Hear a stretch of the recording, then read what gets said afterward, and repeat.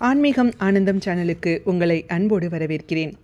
ஆதிசங்கரர் அருளிய சௌந்தரிய லகரியில் 50வது ஸ்லோகத்தையும் அதற்குரிய மகிமையையும் இந்த பதிவில் நாம் பார்க்கலாம்.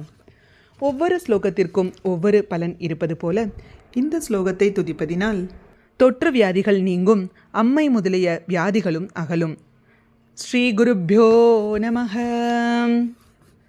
கவீனாம் சந்தர்ப்பஸ்தபகமகரந்தைகரசிகம் கட்டாக்ஷவ்யாக்ஷேப பிரமரகலபௌ கர்ணயுகலம் அமுஞ்சந்தௌ திருஷ்ட்வா தவ நவரசாஸ்வாததரலௌ அசூயா சம்சர்காத் அலிகநயனம் கிஞ்சிதருணம்.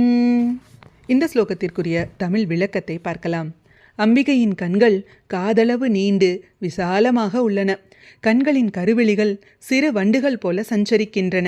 கடைவெளி பார்வையின் போது கருவிழிகளானது காதின் பக்கமாக அதை பிடித்து விடுவது போன்று வருவதானது தேவியானவள் நல்ல கவிஞர்களின் கவிதைகளை தன் காதுகளால் விரும்பி கேட்கும்போது அக்கவிதை பூங்கொத்தில் இருந்து பரவும் நவரசம் என்னும் தேனை விரும்பி பருக விழிவண்டுகள் காதுகளின் பக்கம் விடாது பற்றி கொண்டு உள்ளது போல தோன்றுகிறது. இத்தகைய வாய்ப்பு தனக்கு கிட்டாததால் பொறாமை கொண்ட நெற்றிக்கண் சற்றே சிவந்து காணப்படுகிறது.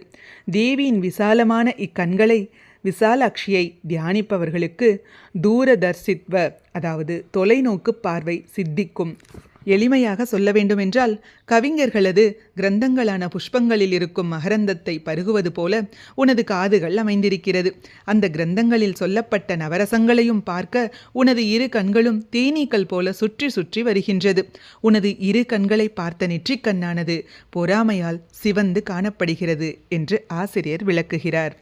தொற்று வியாதிகளும் அம்மை முதலிய வியாதிகள் அகல்வதற்கு இந்த ஸ்லோகத்தை துதித்து அம்பாளுக்கு நைவேத்தியமாக சர்க்கரை, கரும்பு ஆகியவற்றை படைத்து வழிபட வேண்டும்.